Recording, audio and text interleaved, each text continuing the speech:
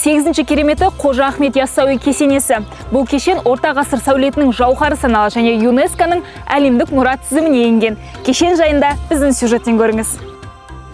14 ғасырда Әмір Темір және Тоқтамыс хан ортаңғы Сырдария маңындағы қалалар үшін ұзақ соғысқан. 1388 жылы Алтын Орданың ханы Тоқтамыс Қожа Ахмет Яссауидің кесенесін тонаған. Бұл оқиғадан кейін Әмір Темір Тоқтамыстың әскерін ойсыратып, тоналған заттарды қайтарып алған. Осы қаражаттарға Қожа Ахметтің мазарының үстінде жаңа үлкен кесене салғызуды ұйғарған. 20 жыл ішінде бұл аумақта кесененің, мешіттің, әкімшілік және шаруашылық мақсаттағы үй-жайлардың функцияларын біріктіретін әсерлі кешен тұрғызылды. Соның маңынан Яссауидің ізбасарлары Сопылар ғибадатханасы құрылысы басталған еді. Бірақ Әмір Темірдің өлімінен соң жұмыстар тоқтап қалған.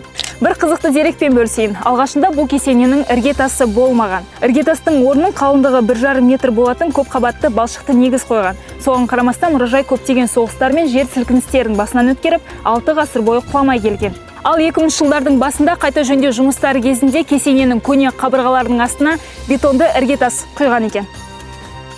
Қазақстанның мұсылман халқында Қожа Ахмет Яссауи кесенесіне жасалған 3 сапар Меккеге барғанмен тең дейді. Ғимараттың алдыңғы жағында Құранның 59, 60, 61, 62 және 63 сүрелері жазылған. Түркістанға кез келген транспортпен жетуге болады. Жергілікті тұрғындардың айтуынша қалаға облыс орталығы мәртебесі берілгеннен бері көп нәрсе өзгерді дейді. Бірінші кезекте туристердің жайлы тұруы үшін қонақ үйлер саны артты. Қазақстандық Венеция көптеген ойын-сауық орталықтары және елге танымал керуен-сарай кешені пайда болды. Соңғысы туралы сіздерге келесі шығарылымда айтатын боламыз. Егер Түркістанға келуді жоспарласаңыз, бір кеңес, ауа райын қарап алыңыз, себебі жазда өте ыстық. Кесенеге оралатын болсақ, бұл жер қай жағынан қарасаң да керемет. Ішіне кірсеңіз ерекше аураны сезінесіз, тарихқа үңілесіз.